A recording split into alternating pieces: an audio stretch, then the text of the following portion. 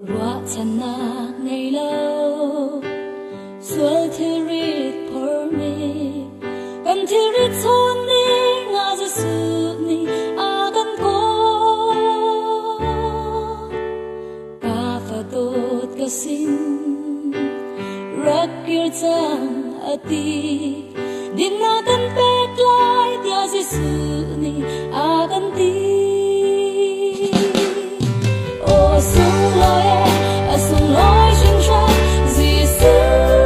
y đốt na cả bùng hi bay khắp tiếng về một nghênh lộ cho dòng đi ở ru thâu lời như xua cây cả ai à bay làm xuống đi bồi Giêsu thì sẽ na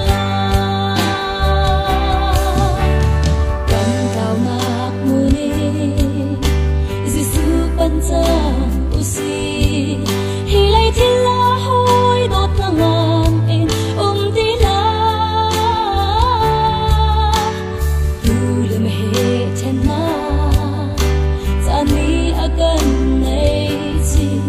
xuân ngày chi in môi ba giờ sự bắn về ta ô sung loi sinh ra Giêsu y đốt na cả cùng hi mây khang tiếng về màn nghênh lộ dù dòng đi ở ru thâu lần mình xua cây cả ai à bay làm xuống đi môi Giêsu thì sẽ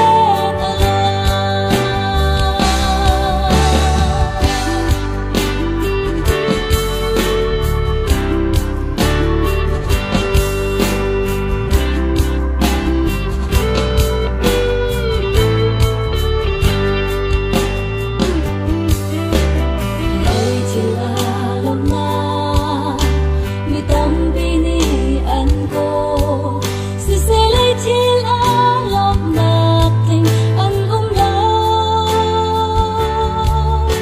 môi Giêsu Christ đốt na phiền thế gắng ngẩn nụ chung và lấy cho lô na gần luôn na ở bồi đi lâu ô sung loi sinh ra Giêsu y đốt na cả cùng hi mây khang tiếng về màn nghênh lộ dù dòng đi ở ru thâu lần như xua cây cả ai à bay làm xuống đi bồi Giêsu thì sẽ là ô sung loi sinh ra Giêsu y đốt na cả cùng hi mây khang tiếng về màn nghênh lộ dù dòng đi ở ru thâu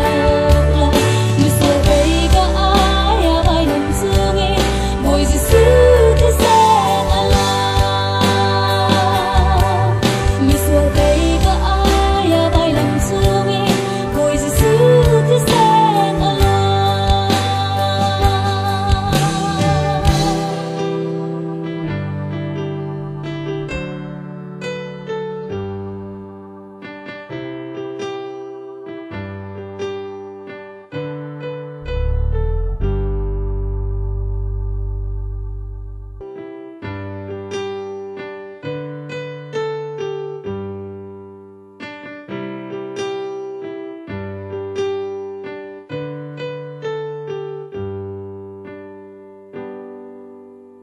Rọa chân nạc ngày lâu Xuân thi rít phở mê Gần thi rít xôn ni Ngã dư sự ni A gần cô Cả phá tốt cả xin Rắc kiêu chăng a ti Din na gần bét lại Tia dư sự ni A gần ti ô sung loi sinh ra Giêsu y đốt na cả bùng hi bay khắp tiếng về một nghênh lộ cho dòng đi ở ru thâu lần như xua cây cả ai à bay làm xuống đi bồi Giêsu thì sẽ là cầm cao ngạc mùi Giêsu bắn trăng usi hi lay